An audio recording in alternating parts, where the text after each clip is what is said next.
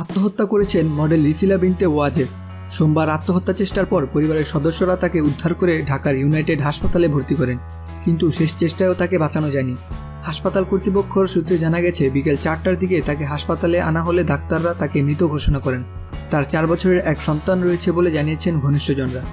গুলশান থানার ভারপ্রাপ্ত কর্মকর্তা সিদ্দিকুর রহমান বিষয়টি নিশ্চিত করেছেন।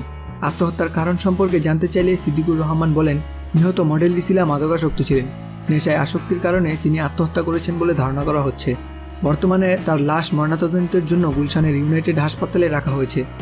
দীর্ঘদিন থেকেই মডেলিং করে আসছিলেন রিসিলা। মডেল হিসেবে বেশ দ্রুত নিজের ক্যারিয়ার এগিয়ে নিচ্ছিলেন তিনি।